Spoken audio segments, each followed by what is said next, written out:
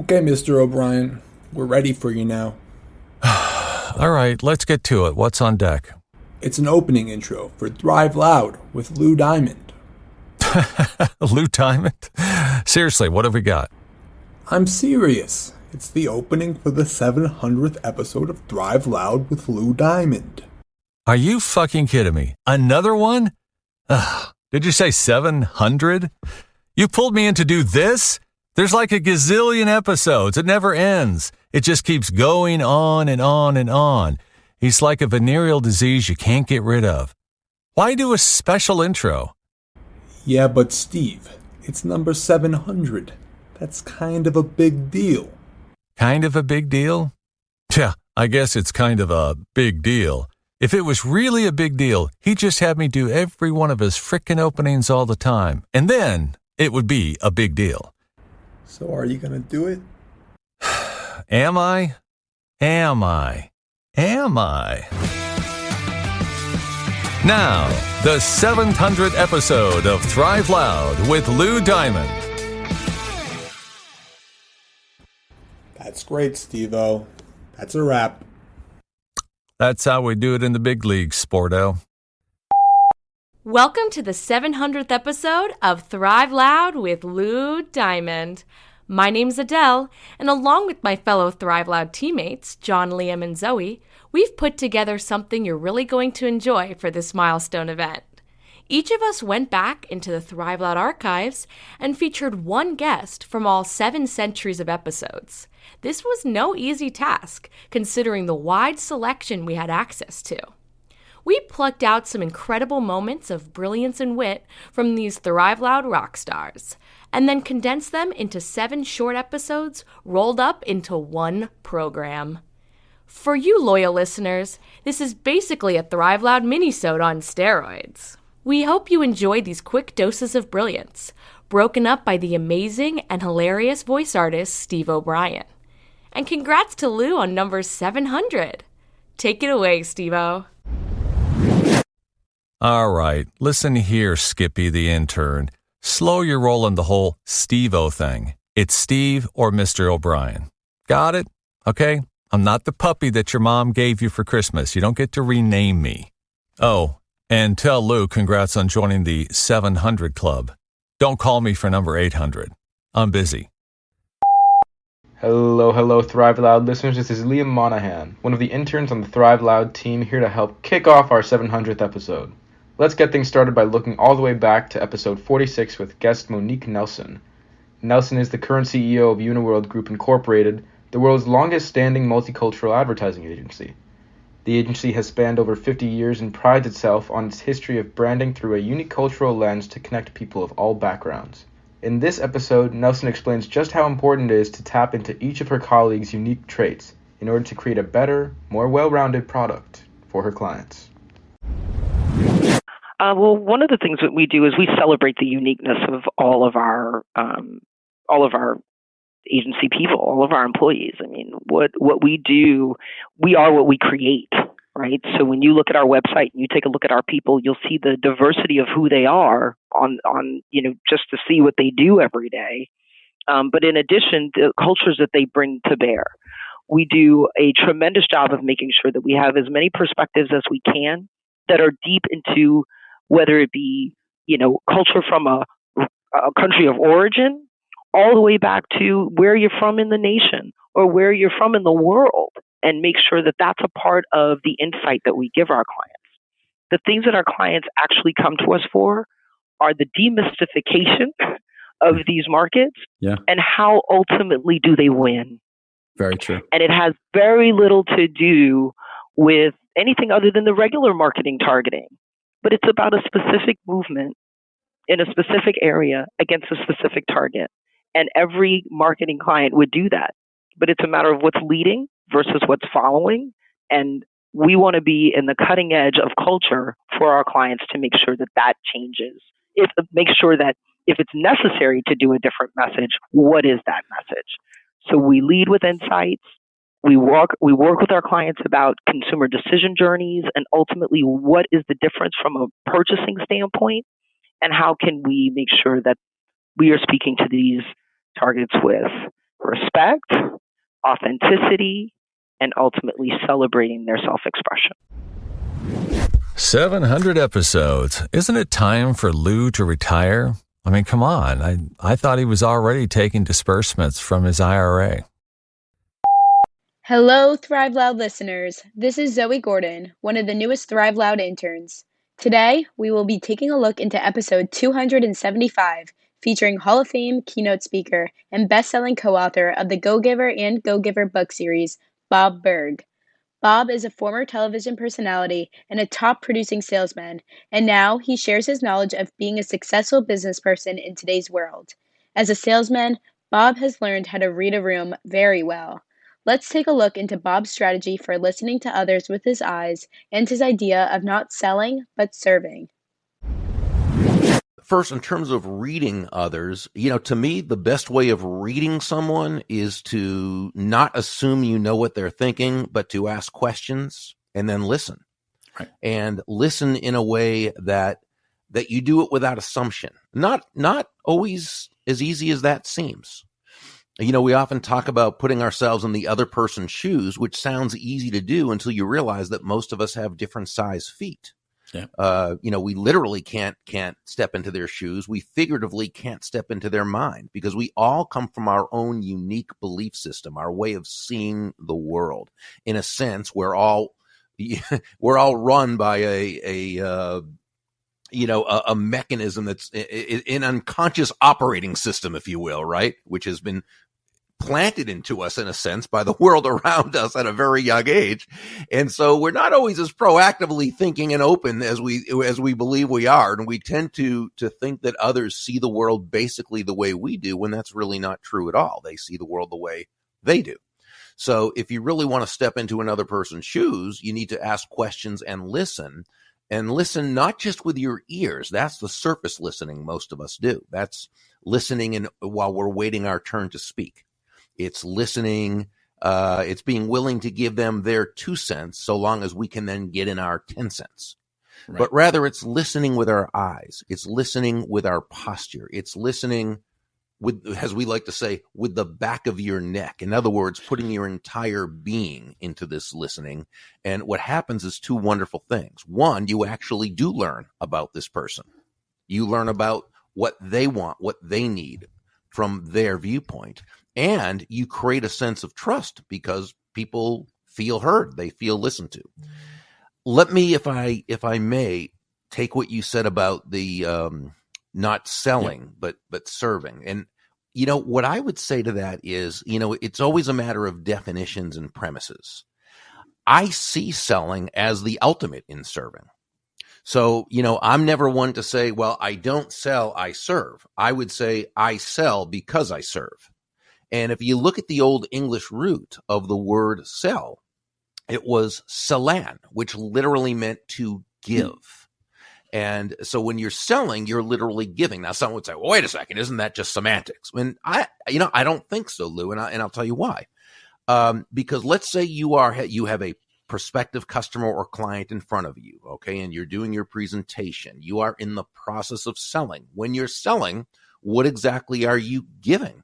I suggest you're giving them time, attention, counsel, education, empathy, and most of all, you're giving them value. 700 episodes. Come on. This has got to be one of those new math things or somebody screwed up.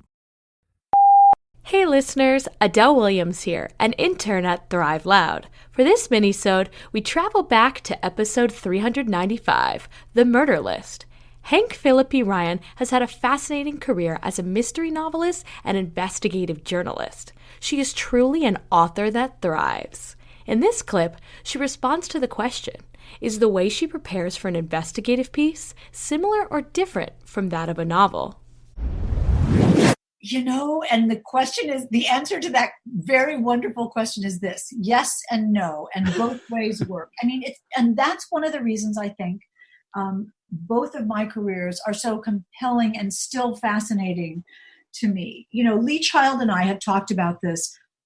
When we begin a story, when I begin a newspaper story or a television story, or whether it's crime fiction, I have this gem of an idea, this tiny little seed of an idea, and I want it to grow. But as an investigative reporter, I'm out looking for the story. I don't know what the end of the story is when I start it, because if I did, it wouldn't be news, right? It wouldn't be new. It would be a known story. So I'm looking for a new story.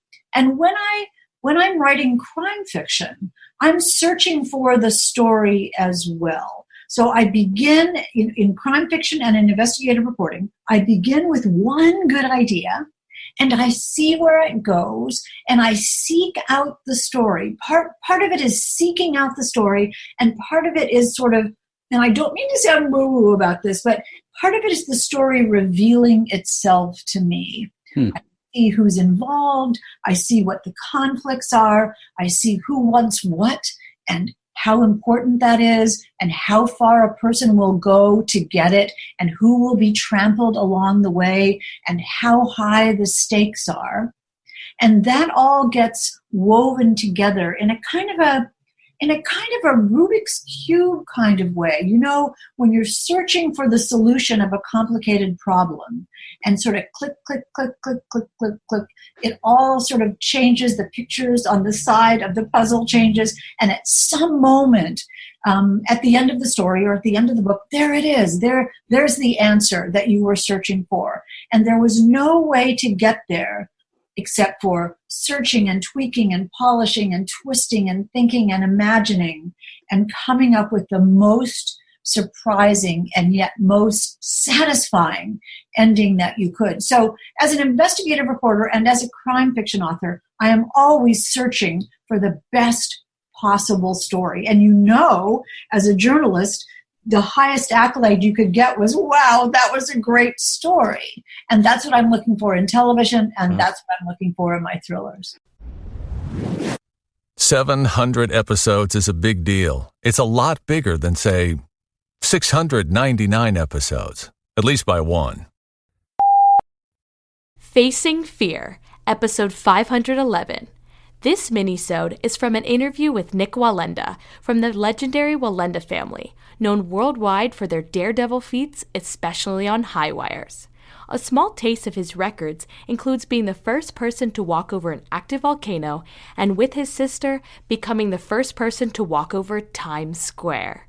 In this clip, Nick explains his mindset against fear and how he managed to try his family's famous 8-person pyramid again after a devastating accident, where his family and friends fell 40 feet to the ground and his sister broke every bone in her face. Listen in. I was contracted to headline on Big Apple Circus in New York City doing that same pyramid. And we made our way to New York, started training, and I started watching that accident happen in front of me over and over again. So I would just watch it. I would be on the wire holding the pyramid, and it would collapse in front of me mentally, but not physically. And it came to the point where I went back to my apartment in New York, and I said to my wife, I'm done. I can't walk the wire anymore. And I'll never forget what she said. She said, look, I support you in whatever decision you make. However, your family for 200 years has lived by the show must go on. You have lived to inspire people and encourage people to never give up no matter what challenges they face. And you're saying you're going to give up, Nick. That's not Nick. That's not the Nick I married.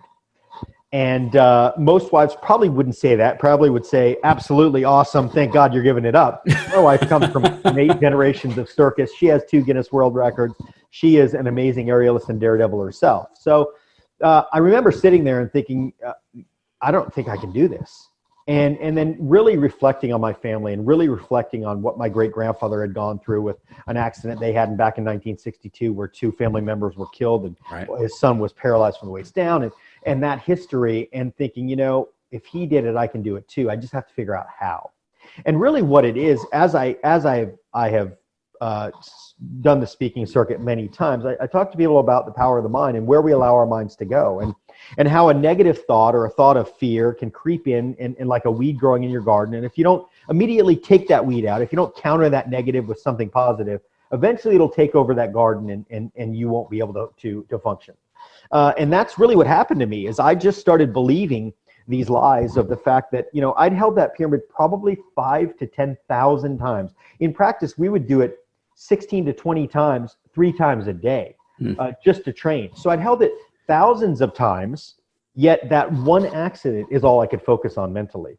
And really the book is talking about that process of what it took for me to overcome what was honestly the greatest challenge in my career. It wasn't changing 2 laws in 2 countries. It wasn't walking across all these crazy places. It was really the challenge overcoming my mind, and my mind using it as a tool. You know, I think there's healthy fears and there's unhealthy fears. There's the healthy fear that says, hey, don't quit your job until you're down the road far enough to actually achieve that dream that you're working on. And then there's that unhealthy fear that says don't quit your job because you get a paycheck every Friday and don't even pursue your dreams. Right. So really it is the game. It is the struggle that we go through in that battle of our mind. 700 episodes. I didn't know he had 700 listeners. Wow. Is he like interviewing each of his listeners one at a time? Hey everyone, John here. Contrary to popular belief, or it seems really just Steve O's belief, Skippy the Intern is not my preferred title. So thank you very much for that, Mr. O'Brien. Anyways, we met Elaine Davidson way back in Thrive Loud episode 132, and it was crazy good to get to hear some of her wisdom again. Mrs. Davidson is fairly new to the entrepreneur game, but she got so wise from her 20 years of experience in the corporate world and from the surely daunting task of raising 3 kids. She's definitely found her place as an entrepreneur, connecting companies to qualified recruitment candidates. But the entrepreneurial way is never an easy one, and Elaine's not afraid to share the hardships she's experienced and the lessons she's gained from them. That candid advice is what we'll be listening into today. So get ready to thrive loud with Elaine Davidson. I want to ask you a personal question here. So you shifted, you saw a need, you knew this was something you wanted to do, and now, of course, you have to run your own business. And there's many entrepreneurs that listen to Thrive Loud, and they love people that they have an idea, they have a passion, and now they want to do it, but there's so many hurdles and hills that have gone through. First of all, talk about what it's like being a leader of your own company and growing that from the start, what that's been for you personally. And then we'll dive a little bit more as to some of the challenges that you have. So, yeah, thank you. For me, it's amazing in the sense that this is exactly what I was always meant to be doing. So I love that. And it works for me on a lot of cylinders, right? Like it works for me personally. It works for me professionally. It fulfills me. It's hard work. It's really hard work.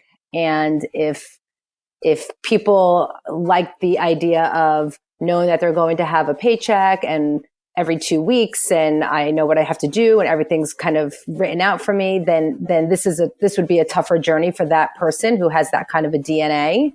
But for people who are entrepreneurial, this really works. For me, it's been a learning experience, and it's actually been very humbling. And I think that you need to be able to get to that point where even though you can't see what's next, you have to have this belief that there's something else that's going to happen, because you're going to keep pushing and you're going to open every single door until that next thing happens. And so you have to have a lot of tenacity, and you have to be willing to listen to the market. I think that was one of the biggest learning experiences. You go into business for yourself and you have an idea of what it is you want to deliver. But at the same time, you have to listen to the market and figure out what the demand is and where there's a need, and bring those two together. There really can't be this many amazing, thriving humans on the planet. Hasn't he spoken to like all of them? I mean, there's like 12 tops.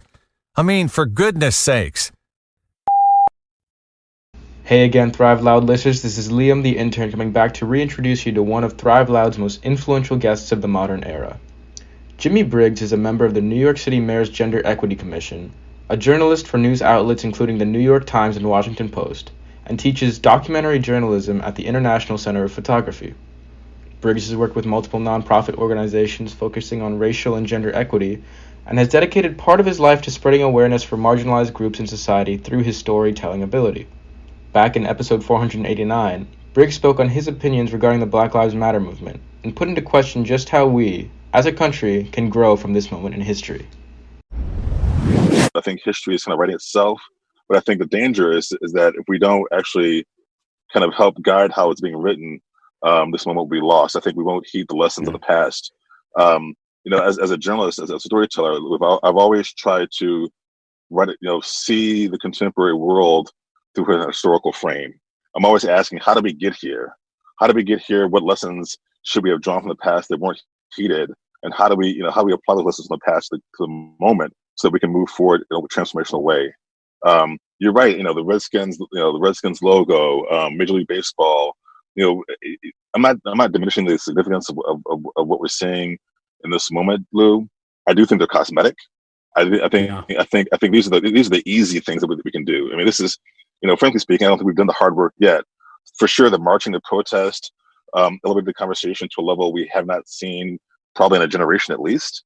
But I think we're still early in the process of really of addressing not only the systemic inequities that cross-cut, gender, race, ethnicity, geography, economic status, but also what was lost, what was I would say the damage done. And as an African American man, Lou, I think a lot about. I balance my hope for this moment, also with the grief that I feel like I carry, and I think many people carry for what was those people who were lost, those people whose lives were sacrificed, those people who, unlike George Floyd, their deaths weren't captured on video to be disseminated globally. How do we address that? How do we honor or recognize that trauma, those losses, that pain? Lou Diamond, thriving loud 700 times in a row. Congrats. Hello, Thrive Loud listeners. This is Zoe Gordon, one of the Thrive Loud interns. Today, we will be diving back to episode 605, featuring the incredibly resilient Amberly Lago. This inspiring woman is a best-selling author, TEDx speaker, health and wellness coach, and the podcast host of True Grit and Grace. Her story is one of turning tragedy into triumph, and I believe that we all have something to learn from her amazing story and optimism towards life. Let's take a listen.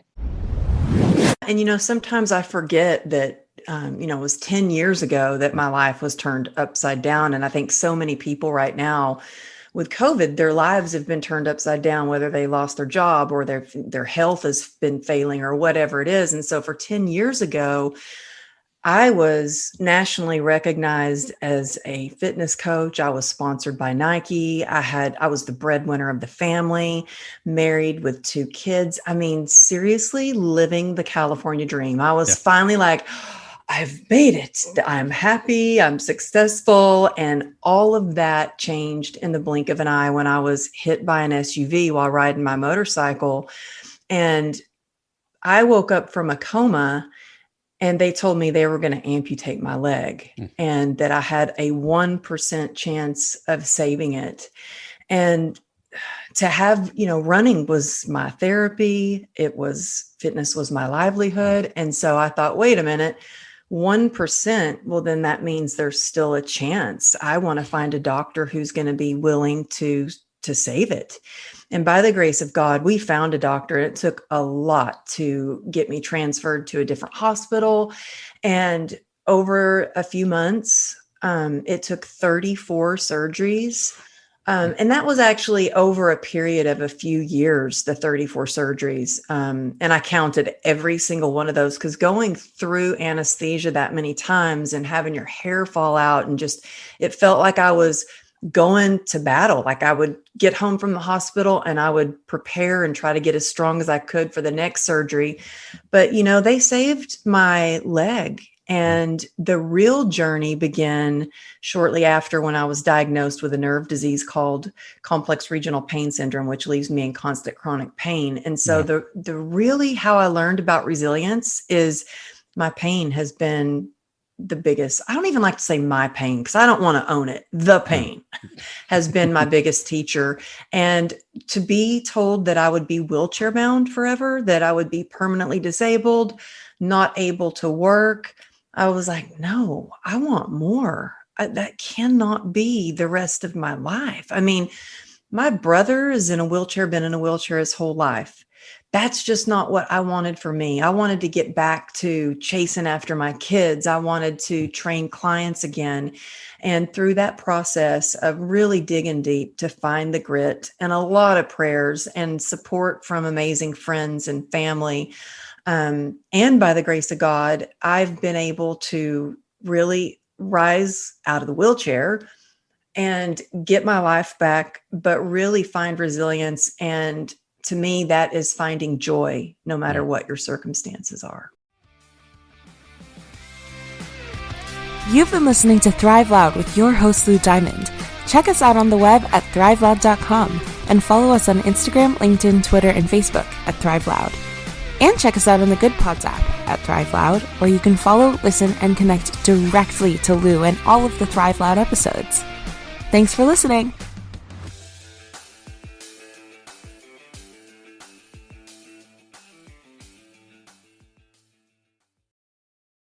You're still here?